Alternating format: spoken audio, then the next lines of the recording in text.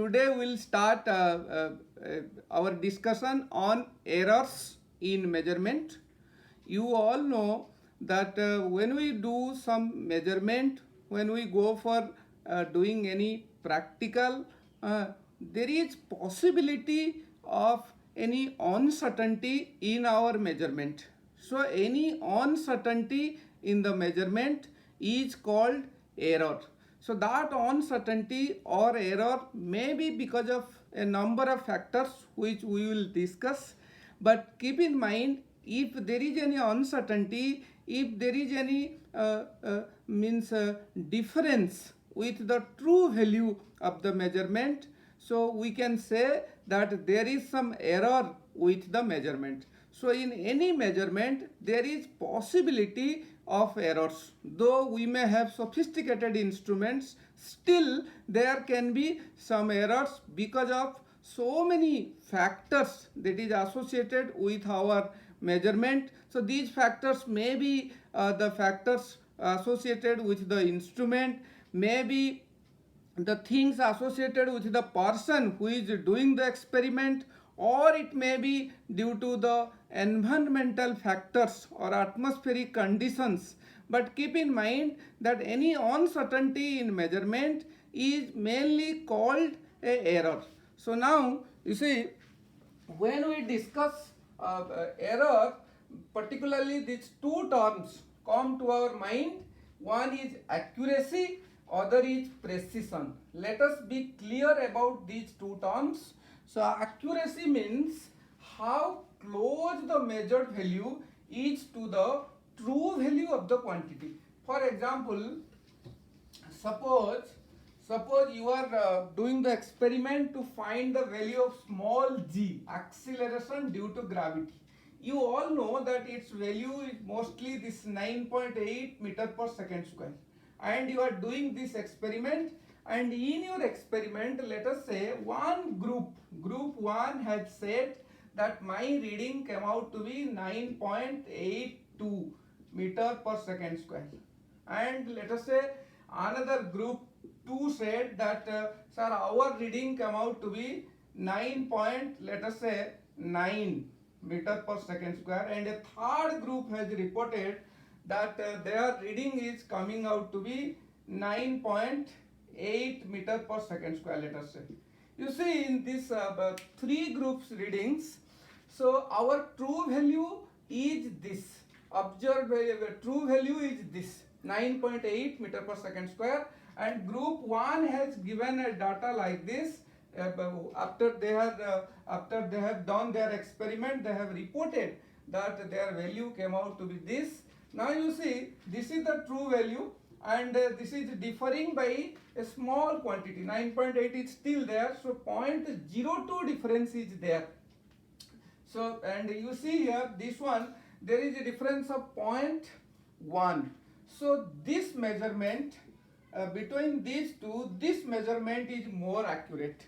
But if you see all the three measurements, you see this one is having no error at all. So 9.8, they are also getting 9.8.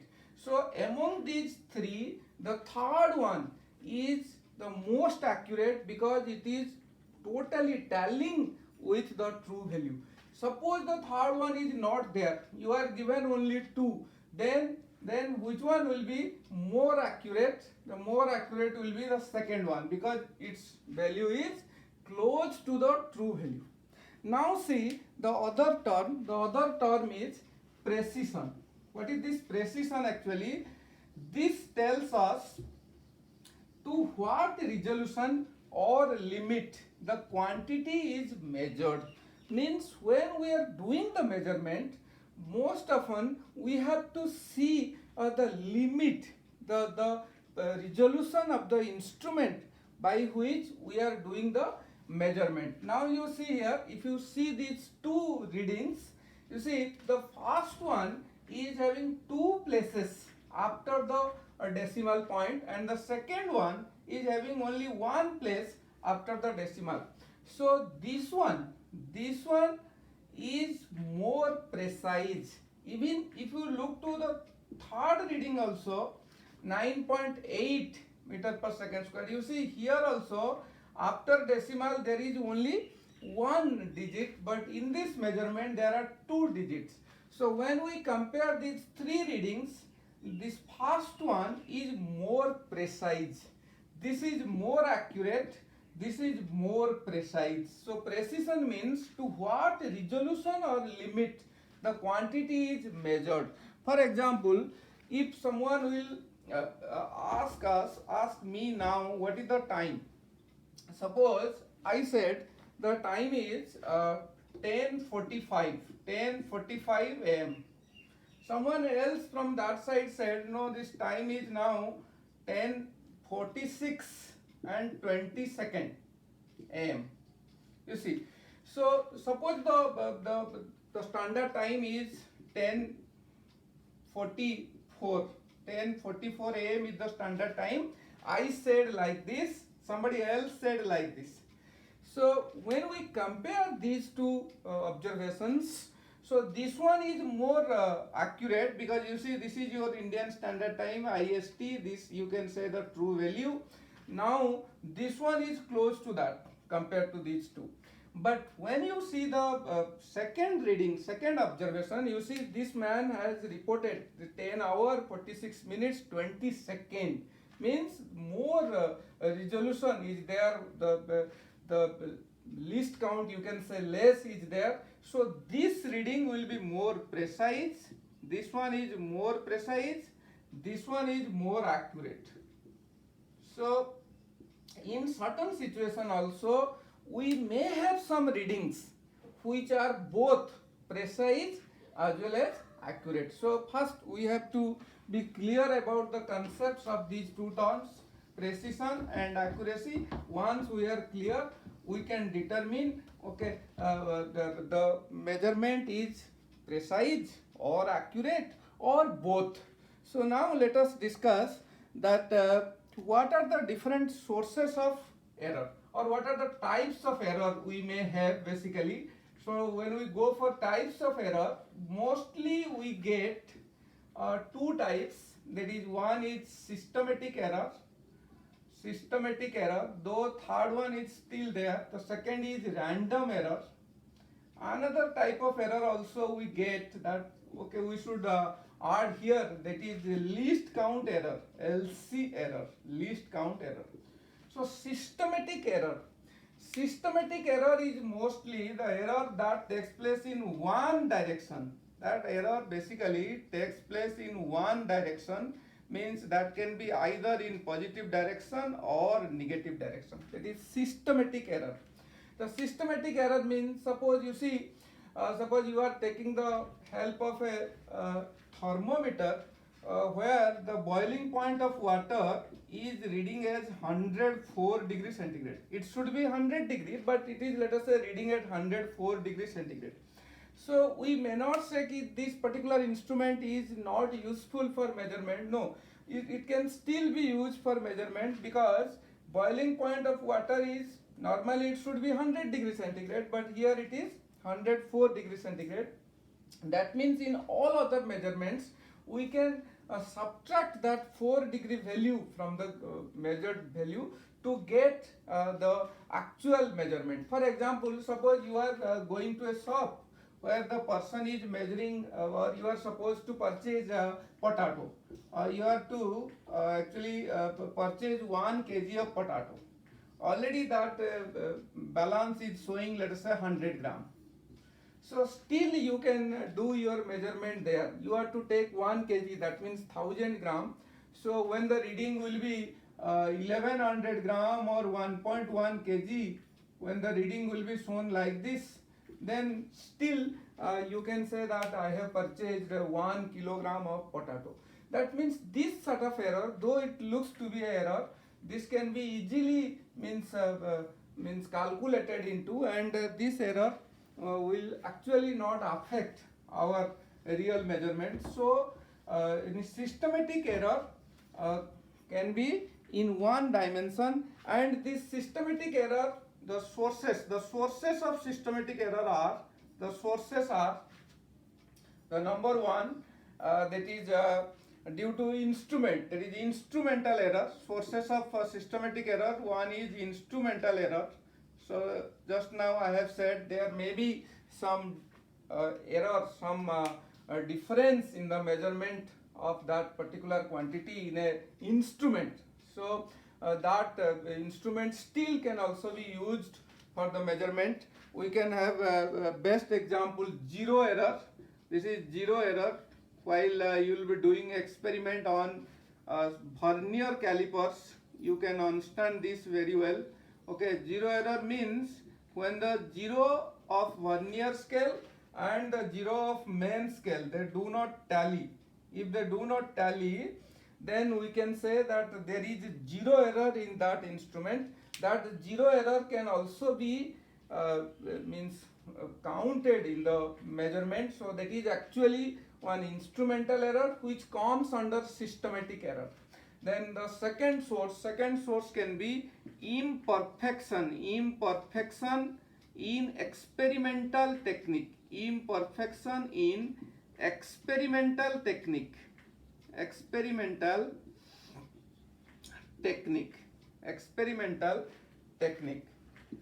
So actually when I say this imperfection in experimental technique, this is mostly because of carelessness, individual bias, and properly we are not following, let us say, the procedure. For example, suppose you are to measure the temperature of your body. Okay, basically it is advised to keep the thermometer in the armpit or below the tongue so that proper reading or correct reading will be there. But if you do not follow this, suppose you keep it somewhere else and try to measure the body temperature, so your reading may be different. So that sort of error associated with your measurement is actually the error due to imperfection in experimental technique. Now see, the third aspect is that is personal error.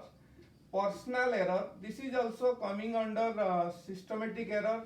So systematic error may be because of this personal error. That means when the person is careless, when the person is biased. For example, you see error due to parallax. Error due to parallax. Suppose you are taking the reading in a scale. Actually, we should observe from the exactly above the scale. We should see the measurement from that position. But sometimes we see from the side. Sometimes we see from the other side. So then what happens? The exact measurement does not come. So that means if any error comes in our measurement due to our personal bias, due to personal carelessness, due to personal carelessness, then that will be called your personal error. Now you see the second type, as I have told, that is random error. Random error actually it can be attributed to any, it can go for any direction. Okay, it can occur irregularly. No systematism is there, it can occur irregularly. For example, suppose one group has done the Ohm's law experiment, variation of voltage with current at morning in a school, and another group did the same experiment in the afternoon, and some other group did the same experiment towards the evening. They may have different readings. This is actually because of the change in atmospheric conditions, change in surrounding temperature, surrounding pressure. So you may have different readings. Actually that is called random error. It can occur irregularly. It is very difficult to minimize that. So in that case, we can generally do the experiment in a specific time, or we should try to have the atmospheric conditions similar while doing the experiments. Otherwise, it is difficult for this error to actually take into account. Now see, there is a third error just now I have written, that is the least count error. Least count error. This one actually least count means the smallest measurement. the smallest measurement that can be possible by a device. I am having a watch here, so its least count is 1 second. Least count. Suppose somebody will ask me the time now, so at least I go to second. I can say this is 10, 54, 38 second. I can say like this. But if the person wants more finer time, I may not give that. You might have seen certain watches having hour hand and minute hand only, no second hand is there. So in that case, we may have a error associated with the least count in the order of 1 minute, because what that person is saying, so suppose the person is saying 10 hour 54 minute, it may so happen that the exact time is 10 hour 54 minute 59.9 second. It may so happen because the person is still saying it is 10:54, because the person do not have that facility to measure the second. So in my watch, the least count error is of the order of 1 second, whereas in this watch where there is no second hand, the possibility of error will be of the order of 1 minute. So when we do any measurement based on the least count of the instrument, some error is associated with that. So that is called actually least count error. So we should try to do the measurement with better devices, means devices having less least count, so as to get more precise readings. Now let us discuss about different types of error when we do any measurement. So there can be absolute error, there can be this, we can calculate mean absolute error, we can calculate a relative error. To any measurement, actually we can calculate percentage error also. So absolute error means what is the exact error associated with that particular observation. And suppose this length is given to measure, and one group measured it to be let us say 5.1 cm, another group measured it 5.0 cm, third group measured it 5.2 cm, fourth group measured it 5.0 cm, and fifth group, let us say, measured it 5.2 cm. Likewise they have measured. You may be thinking, sir, why they will measure it differently? All should measure the same. Let us assume that this has happened, because there is also a possibility, just now I have discussed, that while doing the measurement there may be some errors because of so many factors that we have discussed. Let us say these are the observations. So I am giving the name. This is A1, this is A2, this is A3, this is A4, this is A5. So in this case there is no true value. So in this case we have to first find out the mean value. So that will be our true value for the measurement. So if we add these 5, it will be 25.5. So mean will be 25.5 by 5. So that will be 5.1 cm. Now see, this when I find the absolute error with first measurement, keep in mind that absolute error is always positive. Okay, so this will be actually A1 minus A mean, and finally you have to go for its bar. So it will be 0.1 cm. Similarly, delta A2 will be no, in first case it is 0.0 cm, because the mean value is 5.1, the measured observation is 5.1. In second case it will be equal to 0.1 cm. In third case it will be 0.2 cm. In fourth case, delta A4, it will be 0.1 cm, and in fifth case, delta A5, so it will be equal to 0.1 cm. First case is 0.0, second case is 0.1, third case is also 0.1. You see, because this mean value is 5.1, so this is 0.1, and fourth is 0.1, fifth is also 0.1. When we calculate the mean absolute error, in this case the mean absolute error will be equal to, the mean absolute error means delta A mean. This will be equal to this 0 plus 0.1 plus 0.1 plus 0.1 plus 0.1 by 5. Means this is simply the mean of all the absolute errors. So this will be 0.4 by 5, which will be 0.08 cm, but we are keeping one place after decimal, so this should be 0.1 cm. Okay, similarly when we go for relative error means whatever is your mean absolute error, that mean absolute error divided by our mean value, means this is 0.1 cm by mean value is 5.1 cm. So this is called a relative error. Then we can calculate percentage error.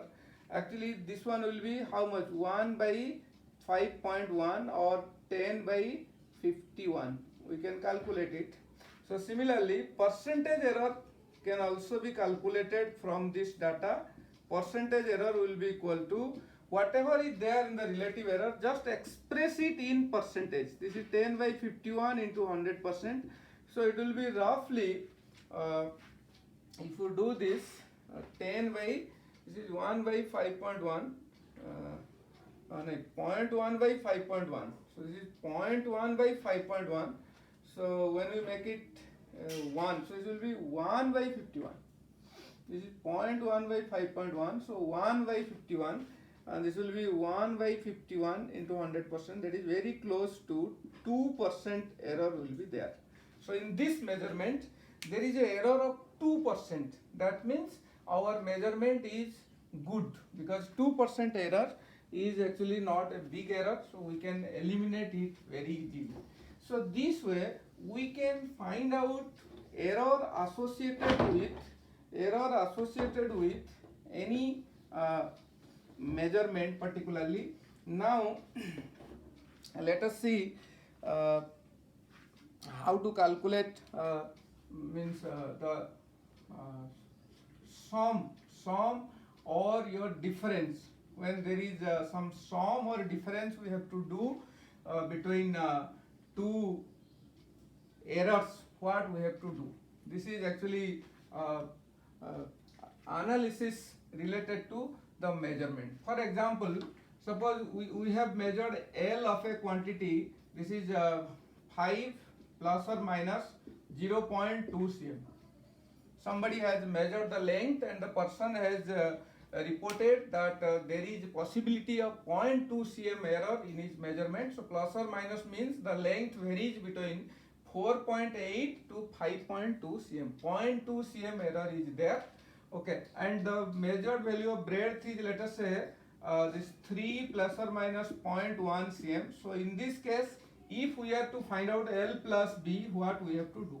The rule is very simple. In this case, for error part, you see the rule is for error part, because other things we know how to add this 5 with 3. But for the rule is for error part, the rule is like this, that absolute errors get added. Absolute errors get added. Okay, absolute errors get added.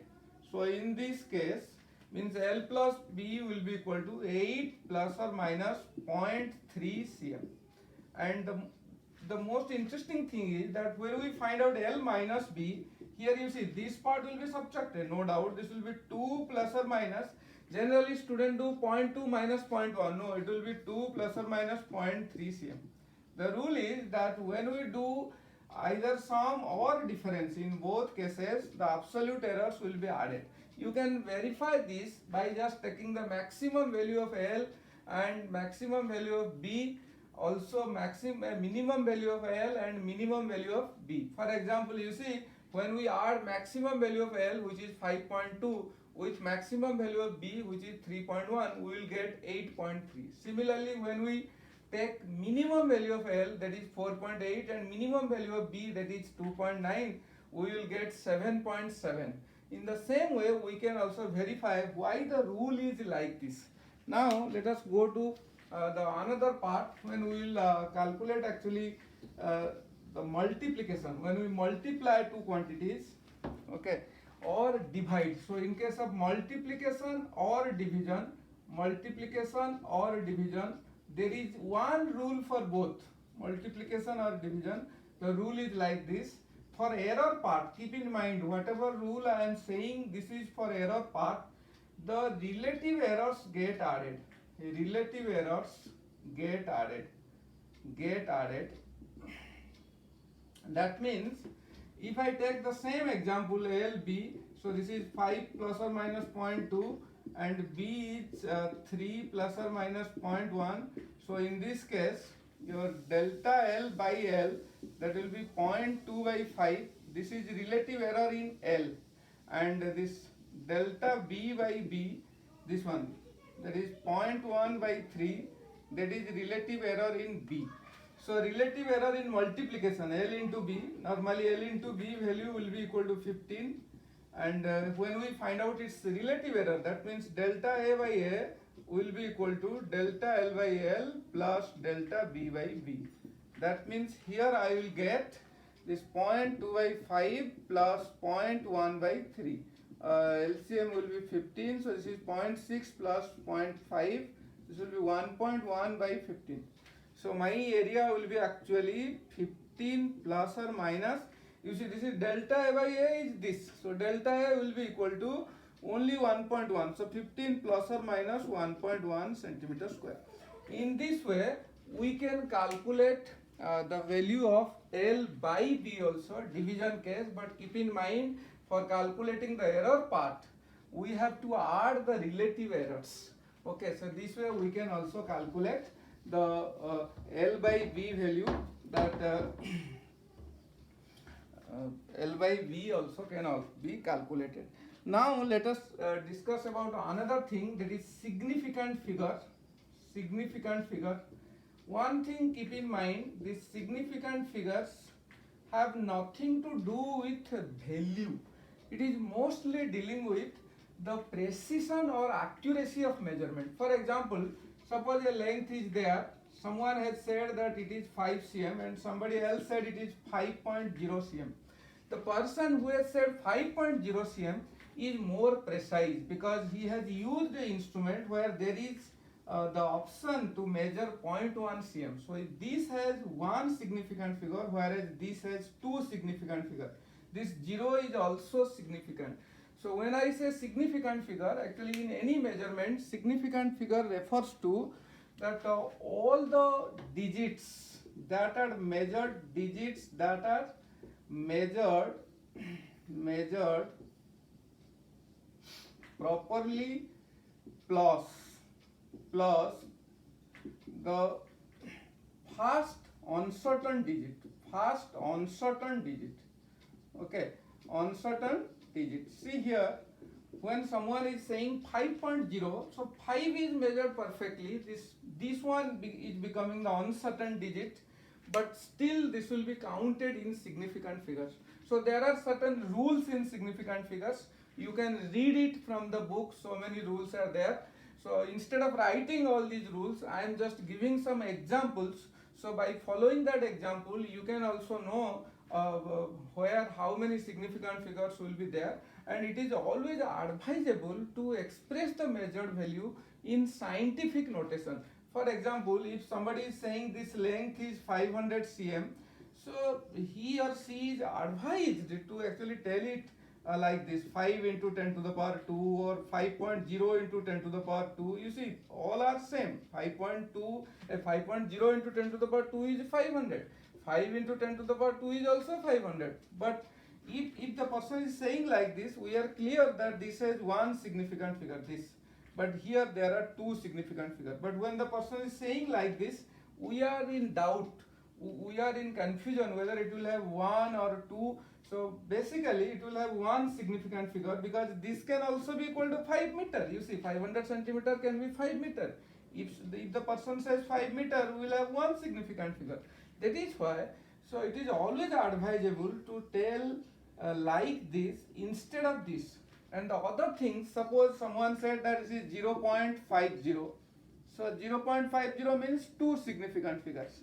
If 5005 some data is there, no doubt there are four significant figures. Any zero between the non-zero digits, they are significant.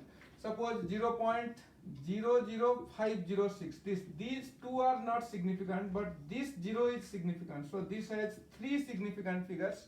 So likewise, you can calculate significant figures associated with any measurement. So this significant figure idea is a very crucial idea to all the discussions. So another one I am just telling, suppose you are given 500.023. So you see here it will have 6 significant figures.